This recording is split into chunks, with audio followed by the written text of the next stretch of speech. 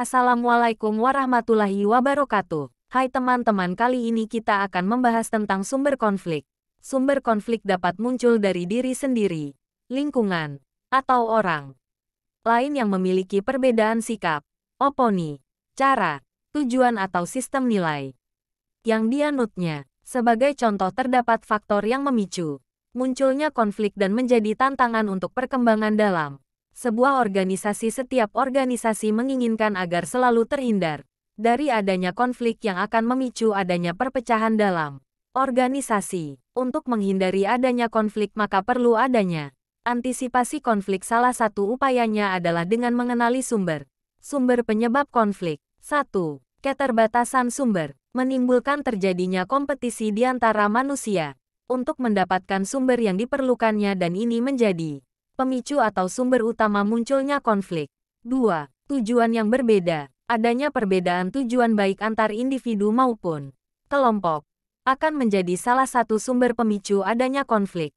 3. Saling tergantung atau independensi tugas.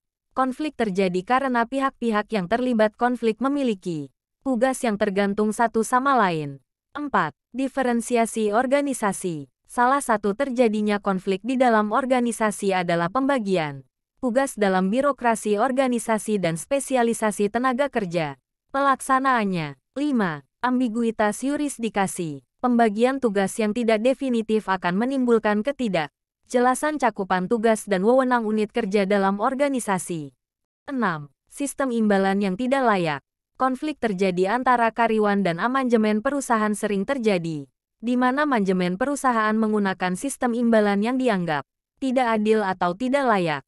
7. Komunikasi yang tidak baik. Komunikasi yang tidak baik seringkali menimbulkan konflik dalam organisasi. 8. Adanya perlakuan yang tidak manusiawi. Perlakuan yang tidak manusiawi dan melanggar hak asasi manusia di masyarakat menimbulkan perlawanan dari pihak yang mendapat perlakuan yang tidak manusiawi. 9. Beragam karakteristik sistem sosial. Konflik dalam masyarakat sering terjadi karena anggotanya mempunyai karakteristik yang beragam. 10. Pribadi orang. Adanya perbedaan setiap pribadi seseorang juga bisa menjadi salah satu sumber konflik. 11. Kebutuhan. Orang memiliki kebutuhan yang berbeda satu sama lain atau mempunyai kebutuhan yang sama mengenai sesuatu yang terbatas jumlahnya. 12. Perasaan dan emosi. Setiap individu mempunyai perasaan dan emosi yang berbeda. 13. Pola pikir. Sebagian manusia Indonesia tidak mandiri.